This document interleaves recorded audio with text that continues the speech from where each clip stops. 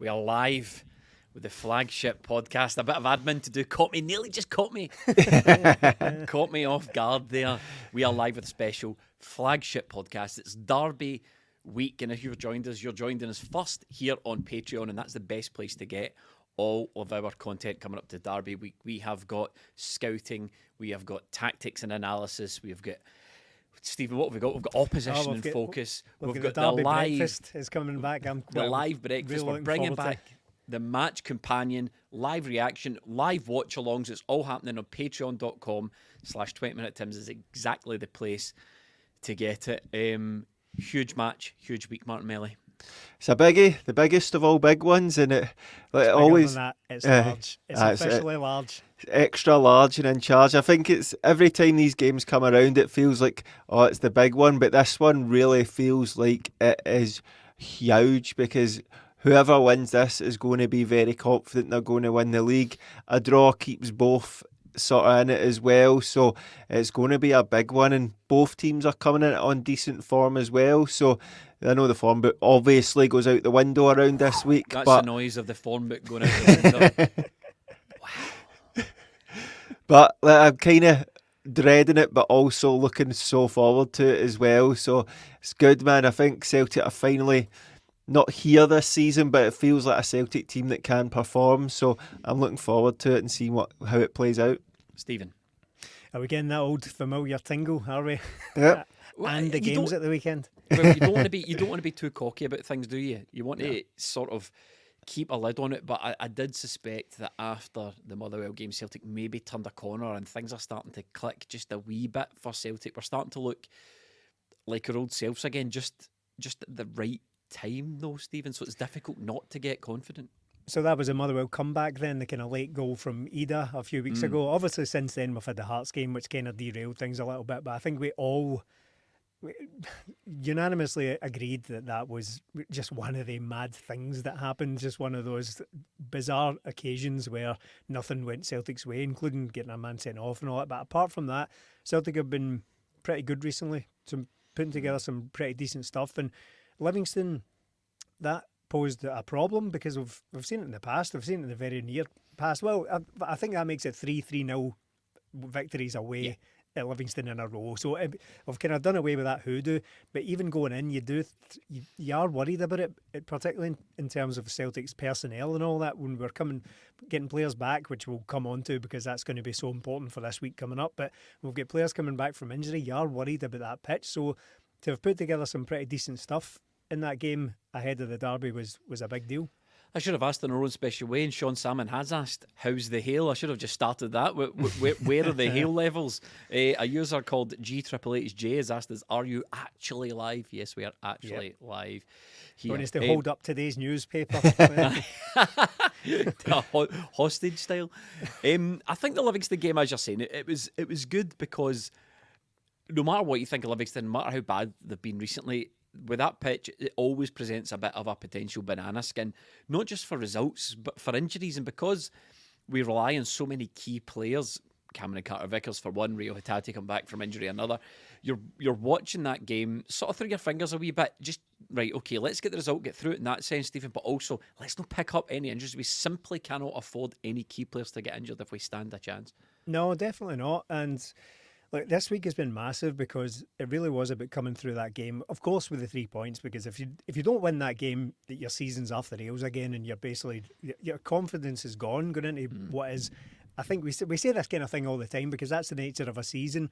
The longer it goes on, there are various hurdles in the way. You say that it's the biggest game of the season so far, but there's no getting away from the fact that this is the biggest game of the season so far. There's no two ways about it. So when you're heading in towards that, you're worried about your personnel, and going into a game like that against Livingston where they're big cloggers, they make things difficult for you, and to play in that absolute disgrace of a pitch. I mean, see before the game started, it's that weird shiny way, and it's not there's no pattern to it. It's all just like bare patches and all that on it, so it's absolute shambles. But you do worry about your players, particularly with the season that Celtic have had.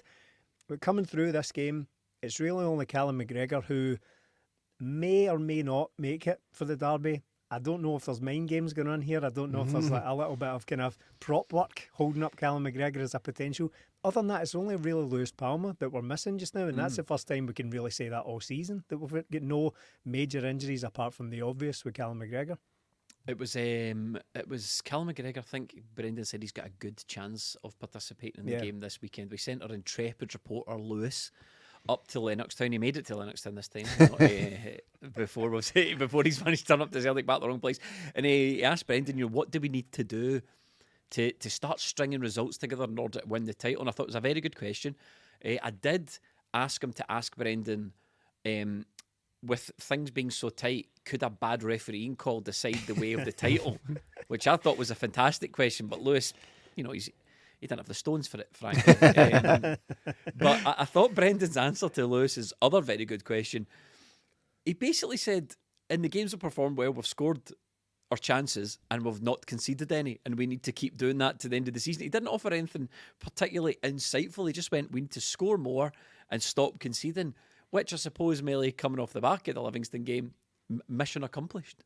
Yeah, isn't it? Like, this is what we've been sort of crying out for all season. The late wins have been good, and then the games that have gotten away from us have been terrible. But in between that, there's those routine wins that you see all the time from Celtic, and we haven't even really been doing that this season. The games have either been like the Ross County game where we score in the second minute and then are utterly terrible for the rest of it, or we're winning like the Motherwell game in the last minute, or else we're dropping points. And these routine 2-0, 3-0 wins haven't been there for Celtic this season. And I think it was just good to get back to that, because I think the first half wasn't great, but when you look back at it in the highlights, it was all Celtic. We just didn't quite finish the chances we had, and in the second half, once we did finish our chance, things just got easier for Celtic. So I think having those routine wins again ahead of this game, because I don't think you can go out on that plastic pitch and play brilliantly.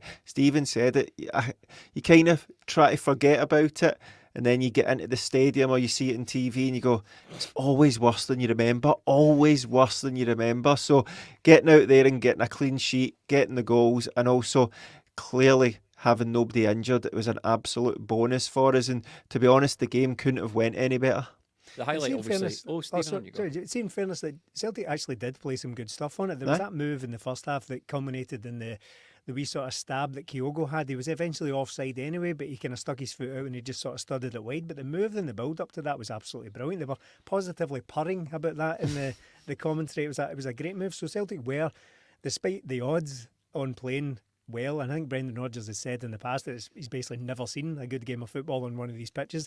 Despite the odds, Celtic were actually playing some decent football, and that there was a lot of chances created. Their keeper was good as well, and for the most part, and then he let in a bit of a shanner with Matt O'Reilly's goal right enough. But for the most part, he was good. It was another one of those typical stories where you think, why are these keepers always so good against Celtic? And then they're never really as good anywhere else. They tend to shine against Celtic, and we end up signing half of them. Scott Bain and Siegrist. George as has well. had a couple of good games against us. Yeah. Mm-hmm. He seems to be one of Livy's better players. Yeah. I think the main talking point for the Livy game though, Melly, was Reo Hatate's comeback. Yeah, but you kind of thought, would they be starting? Because Bernardo done all right recently, but if you can get Hatate in there, I was surprised to see him starting on that pitch, but I think the international break done him the world of good, and there was, I think it's been confirmed that he played a game behind closed doors, so I think getting him in there, and you always worry with Hatate, is he going to take a couple of weeks or a couple of games to get up to speed? But he just seemed like he strolled it pretty much, and you could see the difference the guy makes to Celtic, that creativity, that the way he can just turn on the ball and be in on teams and try and find those passes. It's as soon as you see him, you go, that's exactly what we've been missing all season, isn't it? You can, with Jota and wingers all changing, you can go, we've got different guys that can do different things, but there's nobody that can do what Hatate does, and he just came in there and got the ball on the turn, and Celtic just looked more creative, more dynamic with him in there, and it's great to see him back. But the question remains, does he start next week? But the performance he's put in his shift, he's done well, he's got minutes in the legs, as they say. It couldn't have went much better for him. He even tried to claim a goal, which is fair enough as well. Behave yourself. Come on now, Reo. Come on now. Can't believe he claimed that. The only thing I wanted to say for Rio was, I think the worry about him was, because we all know how good he is. And, it's good to be reminded of it, don't get me wrong. But I think one of the worries was, right, it might, at the beginning of the season, it did take him a few weeks to get started. It's been up and down for Rio. He sort of struggled a little bit. And you're like, right, is the Rangers game maybe too soon? But as soon as he took to the pitch against Livingston, as Melly said, Steve, you're like, no, wait a minute. This is the Rio we all remember. Yeah, I was very pleasantly surprised in that way, because prior to the game, on a couple of our various podcasts or various Patreon properties, I was saying that all I'm really interested in from Reo Hatate just now is some kind of run out. I just want to see him on the pitch and get some sort of preparation before the Rangers game, because of what you've just said about how sometimes it takes him a wee while to get up to speed. So I think Celtic, I think they've played this quite well. I think they've probably just held him back a wee bit, made sure his fitness is right up to speed, and so that they can it's like a coiled spring, just throw him in there and he's good to go. So that's kind of what it looks like. There was no such, there were no concerns over his stamina that you often get when he's coming back from injury. It maybe takes him a wee while to get up and running, as we've said. But as far as the creativity goes, there's no one quite like it. There's no one who has that range of passing at Celtic. We've got a number of midfielders, and it's going to form a wee bit of a discussion later on, because we've got Brendan's got some headaches going into this game for a change. It's the complete opposite of most of this season. We've actually got options in there, but no one's quite got that thing with Hatate. They're all very, very good players in there. There's Callum McGregor, Matt O'Reilly. They're all very excellent players, but no one's got that Reo Hatate's got with the range of passing. Yes, he does give the ball away on occasion, right? Once or twice, maybe even 3 or 4 times. It will look like he doesn't know what he's doing because he's played some mad pass, right? But as Melly's been saying, we've been bemoaning this lack of creativity from midfield all season. So you can't have that. You can't have creativity without taking risks with the ball. There isn't a single creative midfielder in the world for whom all the passes come off and they all find their targets. So it's so important to have that in there, because even when you don't have a creative midfielder, and yeah, Matt O'Reilly's a little bit creative, but he's been more the guy who's been finishing off chances this season. He's scored an awful lot more goals. Without that creative midfielder in there, all you're really looking at is crosses. That's kind of your only weapon. You're trying to get to the byline and put crosses in. Dyson's, I was going to say hit and miss, mainly miss with his crosses, and the wingers have been kind of in and out of the team all season. So having that back, it finally just looks like it's a big cliche and all that, but it does look like the final piece of that jigsaw to sort of bring it all together. Blend, don't you? When you've got the three in midfield, Hatate really only gets away with playing the passes he does that don't hit the target when you've got a player like a safe pair of hands back there like Callum McGregor or like Iwata is. That allows that. If you've got 3 Hatates, it's fucking chaos. If you've got 3 Iwatas, it's boring and it's bland. Yeah. You know what I mean? If you've got 3 Matt O'Reillys, it's industrial. There's a bit of creativity, but it doesn't really have enough. You need that sort of just having those 2 safer options and that little sprinkle, that mercurial spirit that Hatate offers. And me and Melly got into it a couple of weeks ago about, I personally think Reo Hatate is one of the only players that can quickly take the ball on the half turn, open up the whole pitch in front of him and play that pass. You need the other guys in the team to back you up when that pass doesn't quite come off. But I think he's absolutely crucial to everything that Celtic are trying to do, or Celtic need to try and do, if we're going to get any luck at Ibrox. I think, we'll get to the debate about who starts in the Rangers game, but I think seeing that, for me, seeing how he hit the ground running and watching his performance back, I just thought, I don't want to see a Celtic team without the guy.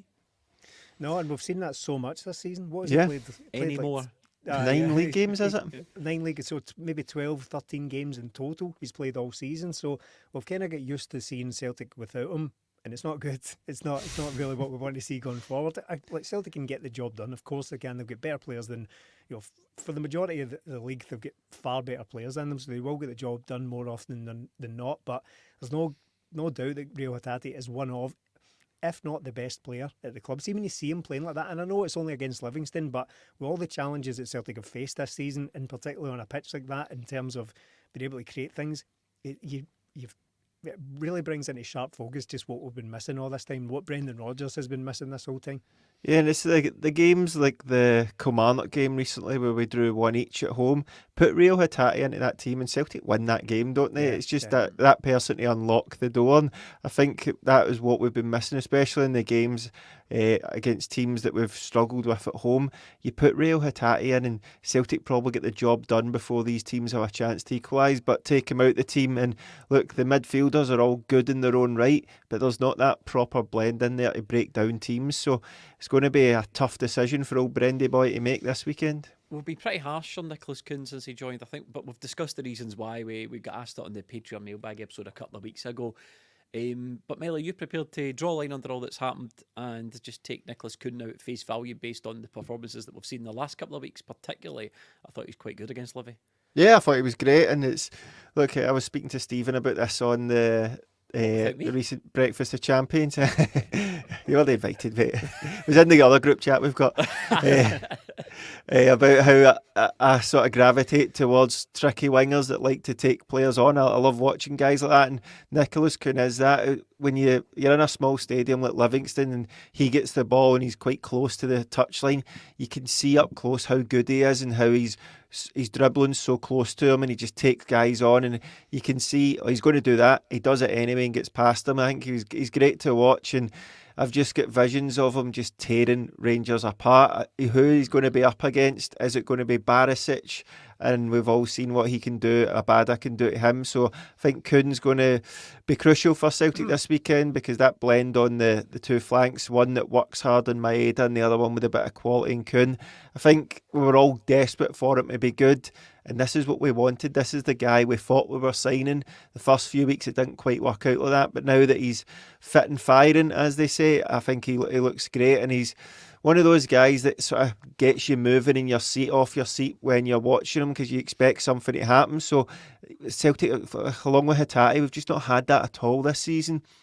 I've signed a lot of players that are all good at certain things, but none of them are good at making those passes or taking players on. So it's good to see him in the team, and to have it makes like other players better around him, because it means Alistair Johnson can make runs because he goes inside. It means him, Matt O'Reilly, and Alistair Johnson can form a good partnership on that right hand side. So I think it's going to be crucial for Celtic this weekend, because I think they'll need to defend the other side and attack down this side. So I thought Melly was circling the drain, wasn't he, Stephen? Or giving us some more pegging patter. I thought. No, I'm careful these days. He was like, you can see what he's going to do. I thought, I've learnt my lesson. Melly's going to talk about pegging again. God, moving around in your seat, I think was. Weirdly, Wow. I heard a podcast the other day, and someone said it a couple of times. Said it more than once. He's the type of player to get you off your feet, and I thought, makes you sit down. Because that's what getting you off your feet. It's a bit of a strange way to put it. But Kuhn's been excellent, and with a wee bit more luck, he could have had an extra couple of goals in the last couple of weeks as well. He's been very unlucky. Another really good save from George. So I think just one question really remaining over Kuhn, because the chat at the time, and yes, we covered extensively his medical situation when he arrived and settling into the country and all that. But there was some chat early on, is he a shite bag? Because he was kind of coming across that like that in the first couple of games, and again, you make the allowances for the fact he lost a little bit of weight and was struggling physically, but being thrown into Ibrox, because I firmly believe he has to start. To be honest, with his last few performances, he has to start. I know Yang has been very unlucky here, and he's just coming back in as well. Brendan Rodgers has been very, pretty generous in his praise of Yang in recent weeks, but I think it's definitely Kuhn's jersey to lose just now. Is he going to flourish in that environment, or is he a shite bag? One question remaining for me. We'll find out, but he has to play for me. I think What a time to find out. On. Off your thoughts, son. Let's find out. Are you good or are you a shite bag, mate? Just had a bad game, man. I know. We're obviously lots to discuss coming up to the Rangers game, but there's a few things that I need to pick up on from the Livingston game. Celtic were great and all that, some really strong performances. However, Here it comes. What is going on with VAR? What? Do the jingle.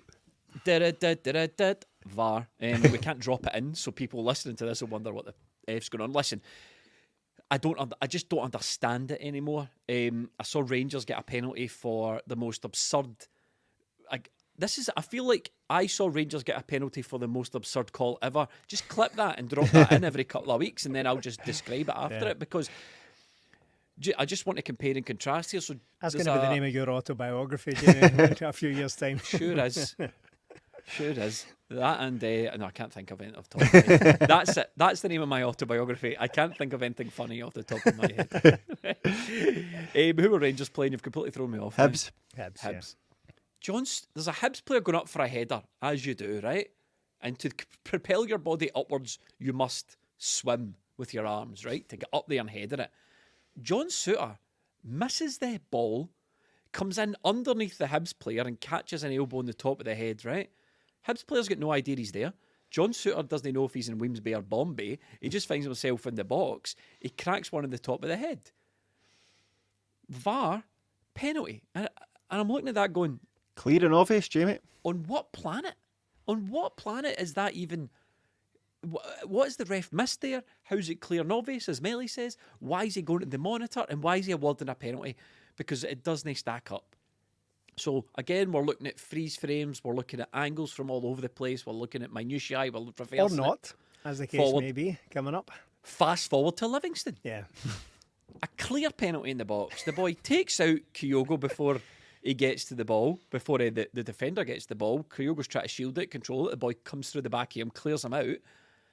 Alternative angles show exactly what it is, but it was VAR, and it's gone. And you're thinking to yourself, how is? Just don't tell me they're not cheating anymore, because it's the only obvious solution is We've ruled everything else out now. it is prove me wrong time, because Well, as they have ruled everything else out, because John Beaton was given full marks for his assessment in the Hearts game, wasn't it, on VAR? So that was completely right. So he's not incompetent at all. He's not incompetent. He's a very good ref. These refs are all good. They all get full marks. VAR's only made a couple of mistakes in the however 18 months it's been here. So we need to come up with another solution, because Brendan Rodgers is getting charged for saying they're incompetent. So they're not. The question is, Martin Melly, the question is to me, what's the excuse? We can't have this anymore, because we saw it on Sky. We saw the contact. We saw Kyogo get fouled in the box and fall over from the contact. So what's the excuse? It can't be I didn't see it. It can't be I was unsighted. We saw it. So we can't go on nowadays in 2023, when things are becoming more and more transparent. And 2024 as well. Well, blow me. Nowadays in 2024, things are becoming more transparent. The point I'm making is, you can't just have every single person watching that match see a foul that should have been a penalty and it just get waved away and never discussed again. That to me is bonkers, Stephen. I mean, it's so obviously a penalty, or it's so obviously an incident that should have warranted a second look, that it's completely ridiculous. It's so very, very clear. And I can only imagine, as you say, the VAR was that, right? It was done. Mm-hmm. It was done before we even knew about it. And it was play on, which was, it was a bounce. It was like a drop ball in the middle, miles away from where it happened, right? So it's so obviously at least a second look. So even if Ron Robertson goes to see it, if he goes to the monitor and sees it again and says, "Nah, I'm happy with that," right? Fine, that's entirely on him, right?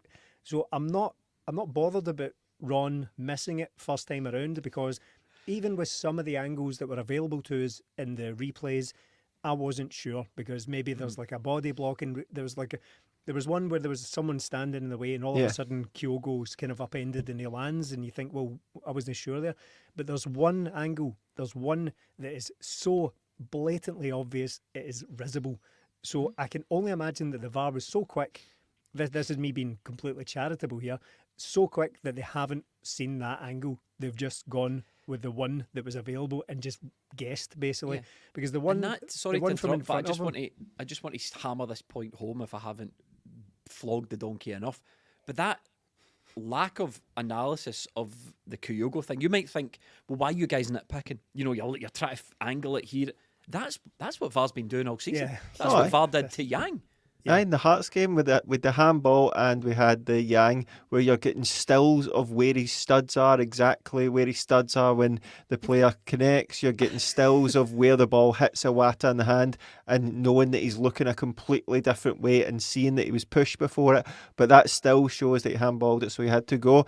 If you took a still of this, you would see the guy's leg go into Kyogo. So I can't see why there's no penalty here, because it's a stupid way to go about things, because it doesn't mean it's a definite penalty. But with all the other decisions we have seen by VAR, Yes. this is clear cut. It's a stonewaller. It might not be a stonewall penalty, but with VAR, this is a stonewaller. And you don't, and that's where my frustration comes from. My frustration comes from is I kind of feel now we're getting treated like idiots. I kind of feel now we're getting treated like idiots. Tell them nothing. That it doesn't. They don't. They pay the game. That comes out their pocket. They don't deserve an explanation for this, because you don't even have to reach that far back. There's the Hearts game, forensic analysis of 2 incidents or 3 incidents, and it ends up penalties and red cards. The Rangers game, the same game, the same stature of game, 2 teams at the same end of the table, and the same game week. We're forensically analysing a guy running another guy's elbow. We're forensically analysing encroachment of a guy's. I'm even being charitable there. It was against Rangers. The encroachment was a guy's toe into the box, but we're no looking at what is a fairly straightforward foul. So it's a piss take, really.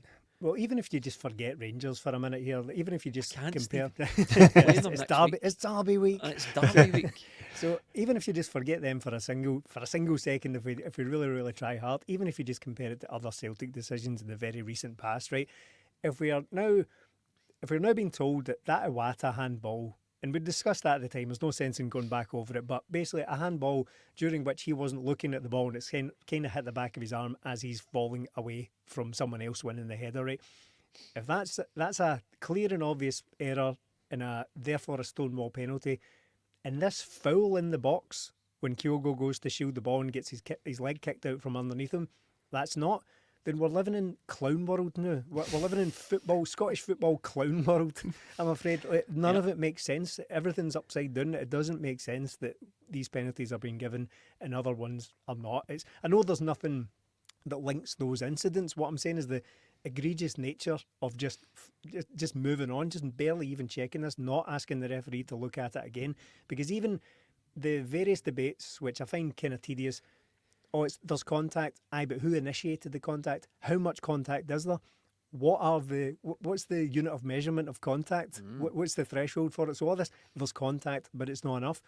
But even the fact that there is a debate over contact should surely justify a second look at it, because no one's even debating that. There was an initiating of contact inside the box. Ref, check this out again.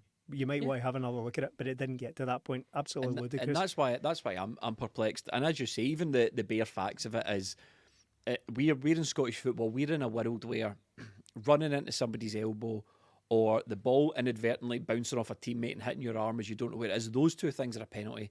But getting brought down, tackled in the box when the defender misses the ball, that's not a penalty. When you have the mechanics and the equipment there to accurately decide what is and what isn't.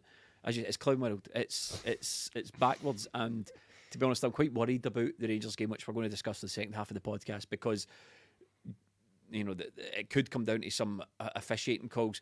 However, I think one man who's really got a grasp of the facts is Chris Boyd, and I've got to be honest, I don't see really the point in Chris Boyd. I don't mean that in a sort of because he's a Rangers and I'm a Celtic, and what I mean is, see, when you're being a pundit, right? You kind of, it's okay to be disagreeable. It's okay to be a bit of like clownish. It's okay to be a bit controversial. But you want to be, I suppose, funny with it. You want to bring something to it. You want to at least base your opinions in facts. So, for example, Chris Sutton is often quite good at making a very forceful, quite funny point. More often than not, you go, do you know what? He actually has got a point. While everyone else is saying one thing, Chris Sutton will disagree, but he's correct. But what you saw from Chris Boyd is, I don't know why he's on Celtic games, because his MO seems to be, Stephen, just noising up Celtic fans. Yeah. Oh, he dived. He was on the way down before the boy touched him. Aye, that's right. He was already down by the time. Which just didn't happen. Like, he's talking absolute nonsense. And then you've got, what was it? Just his last part and comment. Oh, it's a conspiracy. Then, like, what are we doing, Sky? What are we doing with this guy? That thing you said there about the Kyogo was already down by the time the defender gets there. By the time he nicks him, Kyogo's already down. But I mean, it's just completely made up. That there, what you've said there, is the problem in itself, because I've not really got an issue with any of the dynamic of this. I think Sky have grossly overestimated the value in having this panto dynamic thing on their coverage of Scottish football. I actually don't have an issue with that in itself. Is it something that could work if it didn't have this weird, like, underlying rising tension in it? It's because he's no smart enough to be funny. That's why. Chris Boyd looks genuinely raging at the times, and I'm not doing that. Oh, he's the Rangers guy. Like you've said, he's the Rangers guy. I'm the Celtic guy. Therefore, we disagree. I'm genuinely not doing that, because I do think I've not got an issue with partisan commenters on football. We've seen it.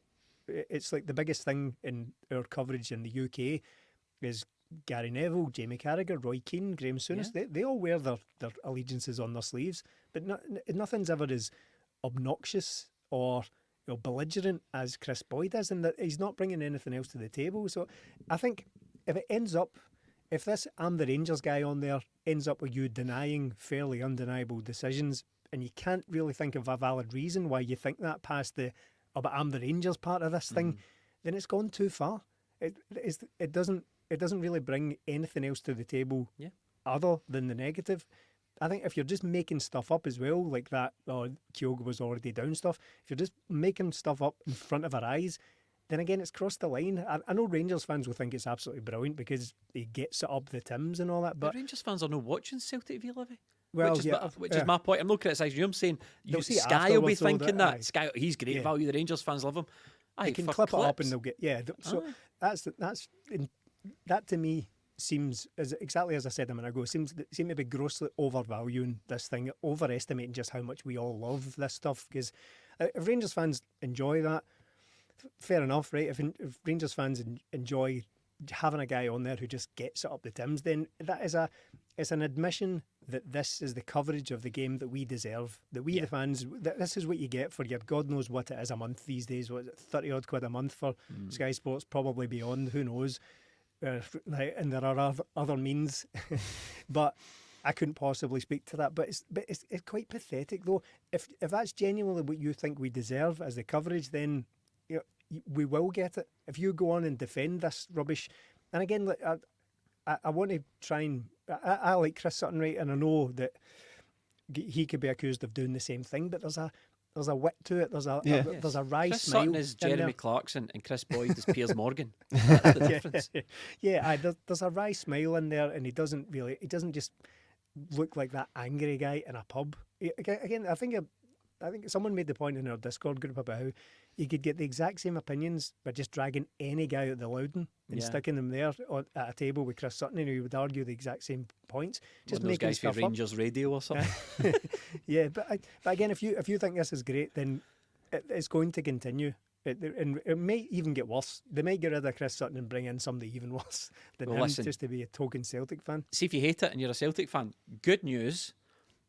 All-in patrons can join us in the morning, can join us at half-time, can join us at full-time, full coverage of the upcoming Glasgow derby. We call it the Derby Breakfast, Derby Breakfast Live. We used to call it the Match Companion, but that was cussed, so we kind of stopped doing it, but we're bringing the Match Companion back. Mark Melly, final word on Chris Boyd, then we can maybe start talking about this up-and-coming Rangers game. Keep it clean.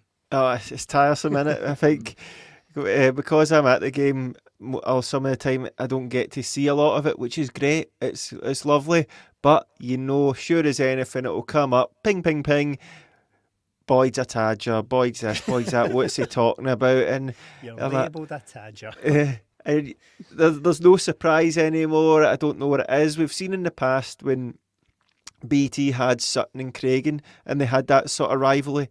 It worked because they weren't being daft about it. They had a laugh about it. They disagreed, but really you could see the wry smiles, as you say. But with this, it's just some wee petulant child like, no, never a penalty, move on, conspiracy. And like, come on, mate. Spot on Genuinely, impression people are paying for this. They're paying for your analysis, and you can't even give that. You can't even give a true analysis of this game. So what's the point in you being there? Because if the point is for just to go against Celtic, it's no professional, is it? Yeah. So, listen, Chris Boyd, we're going to have to put up with him. Obviously, we'll be doing the Glasgow Derby game at the weekend. We won't have to put up with him because we'll be live on Patreon. But this game is huge. There's no getting away from it. We have found ourselves, Martin Melly, in a position where somebody in the chat earlier on said that this should be a dead rubber. But look, it isn't. No, it is not. It's the opposite. This is an alive, whatever the opposite of rubber is. Yeah, it is, Stephen. Thanks. So it's here. It's staring us right in the face. The fact of the matter is, we're a wee bit behind the 8 ball, and we have to deal with it. This Glasgow Derby game, maybe the biggest. We've been doing the podcast 9 seasons now. It's our 10th season next season. There's been a few Glasgow Derby games where the stakes have been quite high.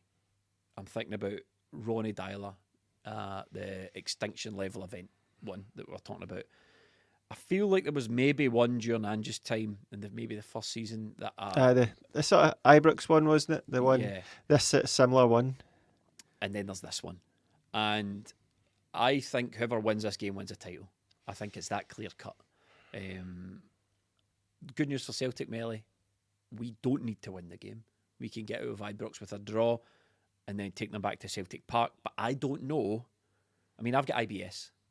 I don't know if we drew this game, I could comfortably sit and watch Celtic play Rangers at 90 minutes over the course comfortably for the title. So I would rather beat them at Ibrox and give ourselves a better chance. Of saying I'm confused myself here. I'd rather beat them at Ibrox. Is the point. Yeah. So you'd rather win the game against your biggest rivals, yeah? Yeah. What I'm saying is, I can't afford for this to go any closer to the wire. Is what I'm saying. But this game is undoubtedly one of the biggest Glasgow derbies since I can remember. Yeah, if we were to consult the book of 20-Minute Tim's philosophies, though, and it is there. Just blow the dust off it. You would find it is better to win the games than to lose them. So I think we're all in agreement on that. Stephen, we're doing this live, okay? I talked myself into a wee bit of a cul-de-sac. I had to reverse Look for his mates to bail him out. I know. I don't need you to remind the listeners and me that I made a wee boo-boo there. No, I don't think it was a boo. I'm just saying that we agree. I think that the tension, it doesn't do anything for us just drawing the game, does it? It doesn't do anything for the nerves going into the last part of the season if we were to draw things. So would you not make us favourites if the game finished a draw? I think with the other game at Celtic Park, I think, do you know what? But it obviously doesn't work out like that. And I think, speaking of blowing the dust off things, they'll be getting those Old Firm banners out, won't they? They will be dusting them off, getting them ready. So I think, look, it's going to be huge. I think if Celtic can get out there avoiding defeat, it will be a good result. I think Rangers have done very well since Clement's come in. He keeps going on about being unbeaten despite losing 2 games here and there. So I think Celtic have got their work cut out this weekend. It's going to be the sort of best Rangers we'll have faced, I'd say, because they've signed a couple of players since we last played them. And I think Celtic have to be at their very best to get anything out of this game.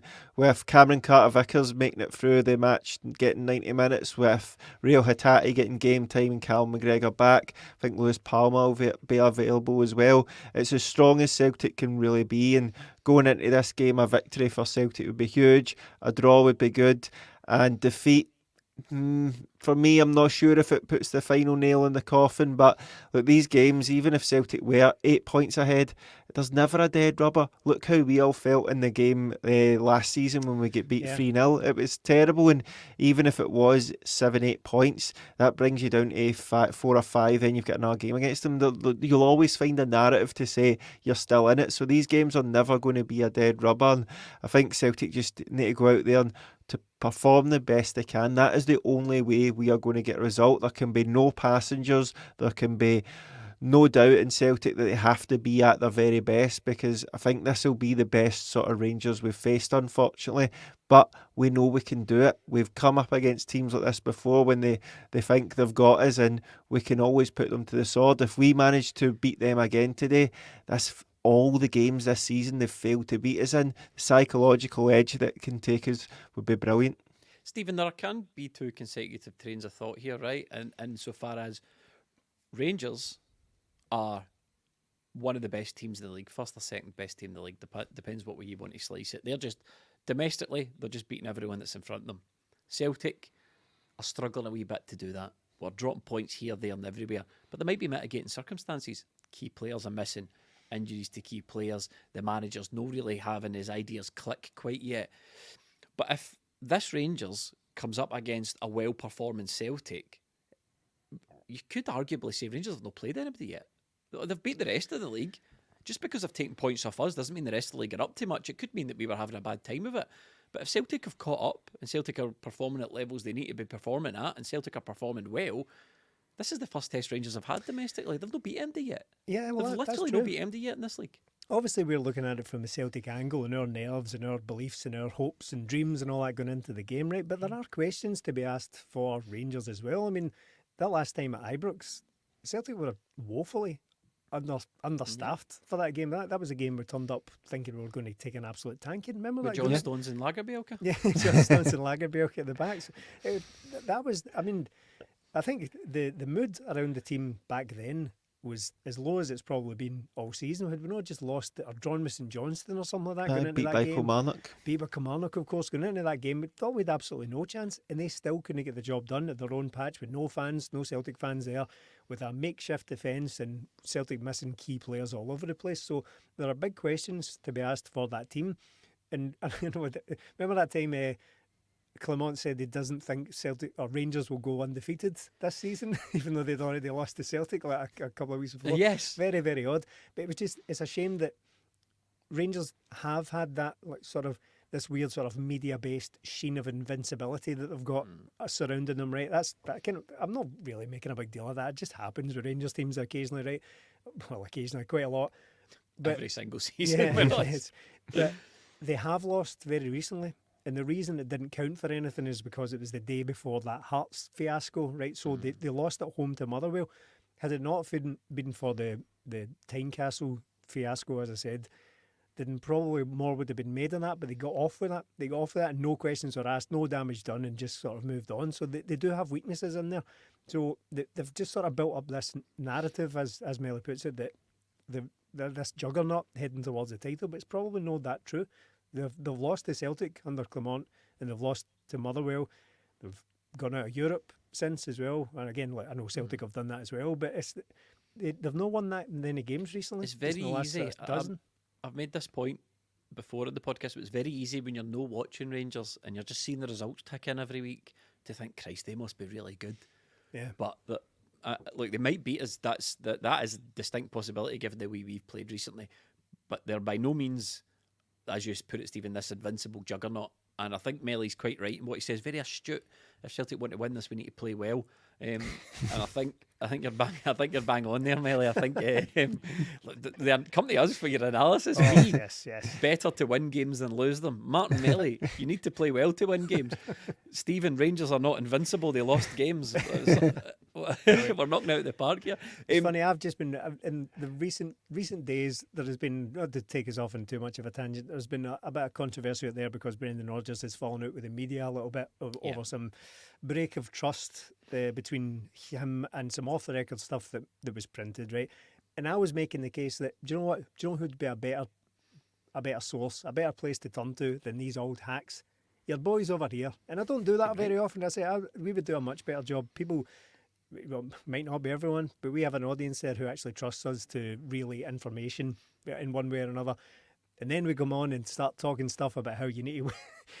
We're not going to win unless we play well. And Rangers aren't going to be invincible because they've lost. Now we know why Brendan's not taking us out for lunches and dinners. I think the major thing that we need to really focus in on, though, Stephen, is the selection.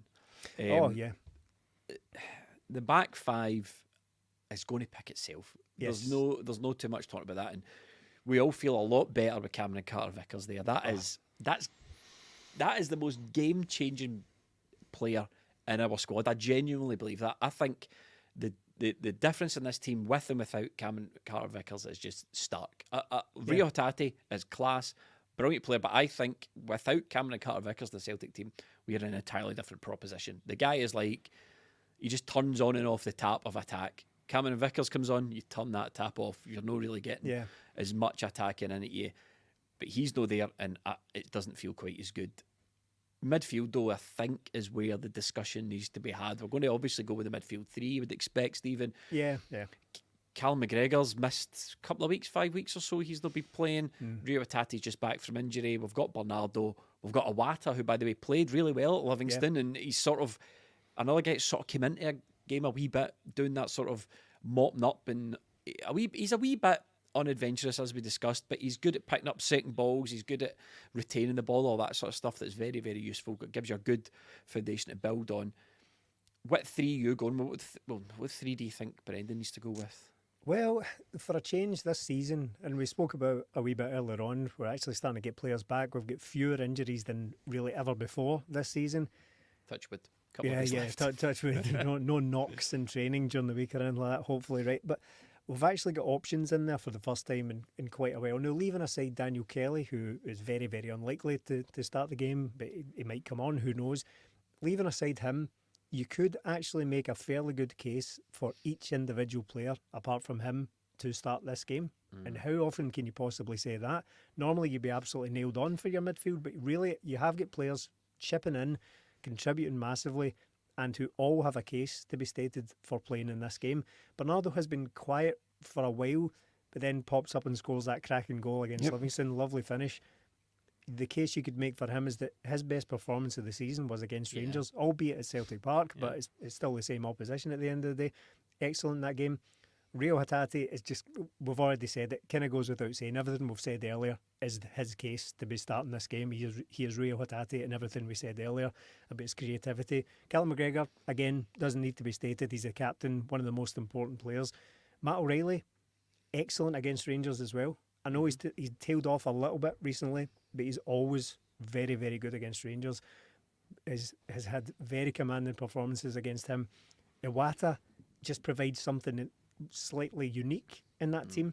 You could even make the case to go with assuming Callum McGregor is going to be possibly fit, and we can only really go on what we're being fed here. He's got a good chance of playing. You could even afford to go the sort of double pivot in there with him and McGregor. I know that's slightly different to how they normally play, but I think I disagree with the common, in my opinion, misconception that going with two defensive midfielders is inherently defensive, because I know it's another defensive player, but what that does is it allows you to get more players forward. It allows you to get your fullbacks higher up and sort of bombarding them. Gets Dyson Maeda right on top of James Tavernier and all that. I'm not saying this is what we should do, but it is an option, and just making the case that there are so many possibilities with this midfield. Personally, it's hard to see beyond, again, assuming that Callum McGregor is going to be fit, it's hard to see beyond that just brilliant partnership or really dynamic trio from last season. Your McGregors, your O'Reillys and your Reo Hatates, if all three of those are fit, it's hard to see past that. But I really wouldn't argue against any of the players I've just mentioned starting for that. I think it's unlikely that Bernardo starts, but I think the case is there to be made should you fancy that. But I think it's hard to see beyond those three, even though I've been really impressed with Iwata recently. Mark Mellick's been the main topic of discussion in the Discord today, and I was saying earlier on, I think O'Reilly's looked tired. I think there would be a case to be made for Iwata, McGregor and Hatate playing. But then I thought to myself, I'm mental. No, mental people rarely think that. They just carry on. But I thought to myself, we have never needed Iwata to beat Rangers. We've never needed an Iwata type player to beat Rangers, not for a long time. You've got Callum McGregor, who's terrific back there, who's got a lot of endeavour, and as Stephen says, provided he's fit, I just don't know if there's a call for it. Matt O'Reilly with a bit more space to play, I think he's a good player. He's been really, really good for us. I thought he was good against Livi. Looked tired last couple of weeks, but there's no getting away from him. He's probably one of the best players in the team. And Reo Hatate coming back, We know what he offers. He seems to really thrive in these games. So I see no reason, if they're all fit, as Stephen says, to deviate away from Hatate, McGregor and O'Reilly. And with Iwata, we've got an option on the bench there if we want to shore it up. If we need a bit more endeavour, or if we want to put fresh legs on, we've got Bernardo who can come on. And I think we're probably going to end up seeing a lot of substitutes. But I think I'm the more I've thought about it today, I just thought the idea of Iwata, that security blanket to play from, we've never needed it before. And I don't want to, and as the manager as well, you don't want to get into the trap of overestimating Rangers, because we're a good team, as Stephen says. We've beaten them twice this season already. We don't want to go, right, Christ, we need a Iwata in there to shore things up, because I'm not convinced anymore that we necessarily do.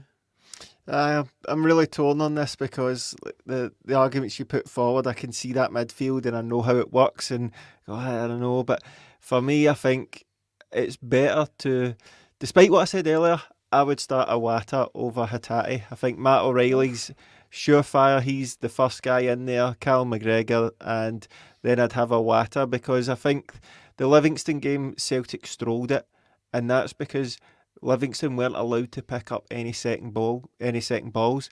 And do I think Livingston and Rangers will play much differently? Possibly a wee bit, but Rangers will still be direct, and they'll try to get in those areas around Celtic's box and try and pick Celtic off. And I think Iwata gives us a platform to build off. We haven't needed a guy like that before, but that doesn't mean to say we shouldn't have a guy in there for this weekend, because, as I said, it grinds my gears saying it, but I think this is the best Rangers we'll have faced in a lot. In fact, this is probably the best Rangers we've faced since Ange's first season. Yeah, I was going to say that, but I think Ange's first season, when they were getting to the final, they were a decent team. So I think Celtic having that foundation in there to build off will allow guys like O'Reilly and McGregor to flourish. I think Callum McGregor as well, with that way he can drive with the ball. We've seen it in games against them. We've seen it in the game at Ibrox earlier this season where Celtic, he just drove past players and found all that space. I think Rangers will try and stop him getting the ball, which means it might create more space for Iwata. But at the same time, I can see Reo Hatate and what he does in the game at the weekend go, he has to play. But for me, starting Iwata and bringing on Hatate gives you more chance of winning the game rather than starting Hatate and bringing on Iwata. If Hatate's not up to speed, if the game starts to pass him by and then you're bringing on Iwata, I don't think that has the same effect. But I just don't know. It's a good headache to have, but for me personally, I'd go Iwata and let the guys ahead of him go, and then having Hatate on the bench, Palma, Yang and Ida, they're all, Bernardo as well, they're all 5 good options. I think we can expect Rangers to play Diomande, Lundstrom and probably Todd Cantwell. They'll probably be the midfield 3 for Rangers. Rangers signed a couple of players. They've sort of changed up what they do a little bit. Melly's going to sit down with Alex Barker of Athletic, Euro expert on Twitter. Have we look over Rangers and just sort of chat about what we can maybe expect from them, particularly the 2 signings in Diomande and Silva for Rangers. But I think whatever midfield 3 Celtic go with, it's a good problem we've got, Stephen. I think that's probably one of the strongest areas in the park. Moving forward a wee bit, I think undoubtedly we're going to see Kyogo start. Yeah. I think it's going to be Palma, and I think it's going to be Maeda. I think Maeda's going to Palma? Do you think so? No, I don't actually. I think Maeda's going to be absolutely crucial, though, as Melly touched on, keeping Tavernier pinned back, because he is their best player. I mean, the amount of goals the guy scored, most of them penalties, I think. 131 at the last count, wasn't it? How many of them was the penalties? But he hits I think it's about half. He hits all their penalties and free kicks. I mean, come on. The free kicks is a major issue, isn't it? Because I remember in several games, even when Celtic are getting wins, I can remember specific moments, even the one at home, I can picture the free kick being given away, like in Tavernier territory, and I thought that's their tactic, though, isn't it? Since I've been watching Rangers, I don't know if this is, speaking about blowing the dust off books, I don't know if this is something that's been handed down through the corridors of Ibrox. Since I've been watching Rangers, one of the main tactics that they've deployed, specifically in the last couple of managers, is they get to around 30, 40 yards out and hit the deck. That was Ryan Kent's job. Yeah. Cut inside, hit the deck. Cut inside, hit the deck. Get as many free kicks around that area. Wow. Wow, as many free kicks in that area as you can possibly get, playing into Tavernier's delivery. That's one thing Celtic got to look out for, Stephen.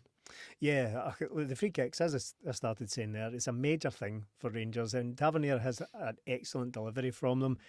The one thing, Joe Hart has had a good season. I think Joe Hart's been brilliant, particularly in the last few months. I think he's really stepped up for Celtic, and as he's on his farewell tour now, I mean, I think he's one of loving that, isn't he? Yeah, he's one of the leaders of this team. So I think a criticism I would have though is these free kicks that Tavernier is hitting. They're very, very good. I mean, it's a clear weapon that Rangers have, and as you say, it's something they utilise all the time. Is the free kicks and the set pieces that Tavernier can deliver. Can I just stop you there, Stephen? Patrick Innes, I've just upgraded to the all-in tier. Breaking news. There we go. Absolutely sensational, Patrick. Thank you, Thanks, Stephen. Patrick. Sorry on. So the one thing I would say about Joe Hart is that his it's not a secret. This is the final 10 games of his career, right? He is starting to creak a little bit, and he's coming up with big saves. But for free kicks and the likes, I worry about his footwork a little bit. So these goals that Tavernier has scored, and he's scored a couple of free kicks against Joe Hart in the last couple of seasons. I think it's harsh to say that they should have been saved, but I don't think Joe Hart does the best. He gives himself the best chance of saving them just by being a wee bit rooted to the spot at times. So that's something Rangers will know about, and it's something they probably will play for, and it's something Celtic need to look after. Because again, I can remember specifically being in that stadium thinking, "Oh, what we do? This is thank you for my favourite food, Celtic. They've given us free kicks around the 30-yard line here. There is no 30-yard line, 30 yards from goal." So that's going to be a big thing. James Tavernier is a massive goal threat. There's no getting away from that either. Penalties aside, he scores an awful lot of goals. So he's the main threat. Dyson Maida's got a job on his hand, but it's a job he's familiar with, and it's a job he has performed very well in the past. I think it's definitely going to be Diomande and Lundstrom in midfield. Todd Cantwell, I think, will play because he seems to sort of relish that rivalry and all that. There's a lot of talk about him being back from injury and all this sort of stuff. Yeah. There's a lot. So Tom Lawrence has played a bit recently. Yeah. He's played a bit in that kind of number 10 role, or the third midfielder. Scott Wright is generally on the right of the right wing, but they could play Sterling. I know Sterling has played a little bit there recently. He's played not bad. He adds a little bit more physicality that they might look to utilise. On the left, it will be Fabio Silva or the returning Sima. Sima's been one of their best players all season, but they've not been with him for quite a while. So they do have options in there as well, but I think the rest of the team picks itself. They will have that absolute Dessers up front, and please don't make me look stupid for having said that, because I'm not taking it back. My God, that'll be clipped. No, definitely. But look, they've got options as well, so I don't know if I necessarily see any of those being so different. For example, the Tom Lawrence or Todd Cantwell thing, where it would make me reconsider my midfield or anything like that. I don't really think so. I think they're all quite similar players, all fairly effective players. But I think I stick with my guns and go for the tried and tested with midfield, although I definitely see the case for Iwata.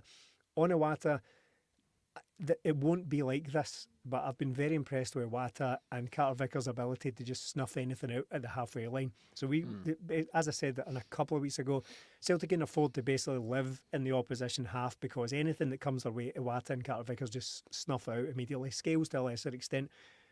That won't be the way the game goes, I don't think. At Ibrox, I think it'll be a completely different challenge. But what Iwata brings to that is very, very valuable in a protection sense. So I can see the case for that. I can't do it. There's too many players here. There's too many players. I don't envy Brendan in this one. How do you think it's going to go for Ismaili?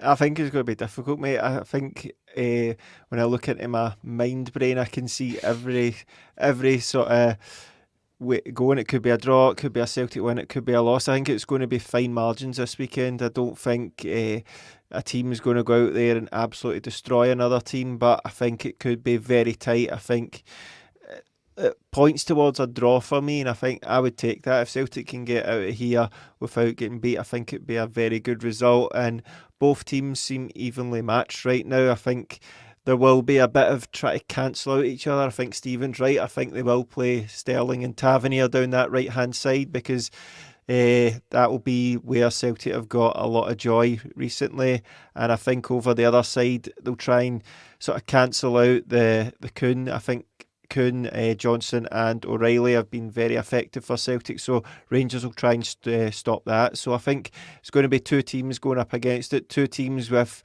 really game plans going into this, because I think there's ways you can get at Celtic, and I think there's definitely ways Celtic can get at Rangers. I think a lot of it we've seen at the start of the first game at Ibrox, where Cal McGregor was talking about getting balls in behind early, and I think with the pace of Kuhn, Maeda and Kyogo getting in behind Rangers, and their defence doesn't like balls over the top of them. So I think that could be effective for Celtic, really put Rangers on the back foot and get balls in there early. So I think it's going to be a fascinating game, but I'll not find it fascinating because I'll be caught right up in the midst of it, and I'll be sweating, I'll be worried, but I think Celtic can win the game, but that doesn't mean to say they will go out and win it comfortably, because I don't think it's going to be comfortable at all. What's at stake, Stephen? Well, yeah, well, a lot. Let's put it that way. Because Melly doesn't think, Melly, am I right in saying that you think, this game isn't going to decide the title either way? Is that what you think? I think if Celtic win it, it's not these games that I worry about most. It's the Kilmarnock away and stuff like that I worry about with Celtic. So if Celtic win it, I don't think it's a foregone conclusion. And as well with Rangers, if they win it, they go back on top, but they've also got to go away. They've got a game they've still to win, and they've got Celtic at Celtic Park, and they've never done it before. So I know it would be difficult for Celtic after that, but I just don't see it being cut and dried come the end of the weekend. I'm hearing what you're saying, Melly, but I think if Rangers win this game, Stephen, I think if Rangers win this game, we can kiss the title goodbye. To be it's called keeping the hail, Jamie. I'm sorry, I can do it. Happen, I might change my mind. We could get battered 7-0, and I'm on the reaction saying, "Listen, keep the hail. It's still only 3 points." But I think the hail is not an everlasting flame, Stephen. And it can be extinguished. You need to stoke it. You need to stoke it on occasion. I think that's what we need to do. And blow on it and a little bit to keep it going. So I suppose what I'm saying is, hail levels aside, I think do the maths for me. If they beat us, do the maths for me, Stephen. So if they beat us and win their game in hand, what are we looking at? It would be 5 points, wouldn't it? I think 5 points ahead going into the last 7 games the season or something like that. I mean, it's not ideal if Celtic do that. It's suboptimal, isn't it? Is it suboptimal? Aye. And there's another excellent piece of analysis for you as well. Get in touch, Brendan. Get us in. But, the thing as well is that these games don't exist in a vacuum, so there will be knock-on effects potentially depending on what happens in this game. Because if Rangers do draw, let's say at home to Celtic, it's a bit of a stinker. It's a nothing each, or it's a 1 each, or something like that. Depending on what happens, if there's a dodgy penalty, whatever, they get booed off. See if they don't win this game, they get booed off, and then they need to go and play away at Dundee. Could it possibly be a little knock-on loss of confidence? Who knows? Because as you say, the game hasn't been played yet, and we could be saying something completely different this time next week. So I don't think it's not, of course, it's not mathematically over. It's not arithmetically over, regardless of what happens in this game. There are still games to be played, but I think I would find Celtic losing this game very, very difficult to come back from, because, as Melly said, there's every chance that Celtic go out and drop a clanger away to Kilmarnock, Lord knows, or we've done it several times. We've done it twice so far this season to Kilmarnock and drawn with it at home. So I think it would be difficult, because as much as I'm talking about the potential for Rangers to sort of lose their nerve a little bit and get booed off, the exact same thing could happen to Celtic. I'm not talking about getting booed off, but if Celtic go out and draw this game and then drop further points, it's going to be very, very difficult to come back from. So I think it's not must win, but I think we all broadly agree. I must not lose, that old one. It would be better to win. I think we all broadly agree on that, yes. Look, and on that bombshell. Oof, you're not even going to discuss John Beaton? Oh! I mean, well paused, Melly. I had my finger hovering over the button there. I kind of thought we'd done enough ref stuff, but then you reminded me about John Beaton, because he's back. That's two fingers to us, isn't it? That's 2 fingers to us, isn't it? I mean, Rangers complained about Willie Collum, and the only game he's refereed since, as I understand it, is a meaningless game in the cup against Ayr at Ibrox. Oh, right. And then he's never been seen again. Brendan calls John Beaton incompetent, and he's getting the whistle for the biggest game of the season. That, I mean, Stephen, that's isn't it? Aye. is this a parting gift from surname on his way out the door? Is this his final decision? His legacy is to leave us with John Beaton for the biggest game of the season away to Ibrox. Yeah, I wouldn't be surprised about that. Do you think in retrospect that come back to haunt you? I mean, what's the dynamic there? I mean, Brendan's just served a ban for calling the guy incompetent. There's something at play here. I'm not saying, people like to flag up conspiracy. His name was just drawn out the hat. Seriously. Come on. He's the best. Come on, John. You've got to be joking. How many are there now? How many are there that haven't been incompetent in some time this season? But we talk a lot about unconscious bias versus like just human nature and all that. But you're right. He has literally been called incompetent by one of the managers involved in this absolutely this powder keg game, and he's just going to get on with it. He's just going to be fine. Yeah. I mean, could it work in our own favour? Could he be like, I'm going to bloody show him how competent I am and referee this match like nobody's ever refereed a football match before? He's never refereed a game before. It's going to be difficult. It's going to be in their stadium with no Celtic fans in there, so it's going to be a wall of noise, and they'll be looking for every decision. And to be honest, they're going to get the majority of the 50-50s, aren't they, because of the nature of it? So even that goes against Celtic in this, right? But that's what I mean. Celtic just need to do their job, and you can't control what the referee's going to do, and you can't control what the VAR's going to do. So we have to go out and just do our job as best as possible. And this game simply cannot be decided by a VAR decision. They have to get this right, because it's going to implode at some point. And if it does this weekend, there's no more hiding places for them anymore. They should be getting called out for this stuff, but they won't, and it's going to continue. So this game, they have to be, and there's not been a lot of the big decisions in these games, has there? It's always been pretty fine. There's never been handballs or disallowed goals, so there's not much to worry about. I don't want to turn it into a podcast about referees, but you're saying there already is one of them showing their arse out there as well, by the way. This week. Yeah. I saw that actually. Just we defend the refs, I think it's called. I think, Melly, when you make the point charitably about the referees saying, it's going to come to a head at one point, unless no, it's not, because it would have already. Because, see, to be honest, it's not a serious game-changing decision. But the fact that the Livingston incident can pass without comment from the SFA, the fact that they don't feel compelled in any way to explain themselves ever about anything except when Kyogo dives or Kyogo's offside, then Crawford Allen comes out and comments on it.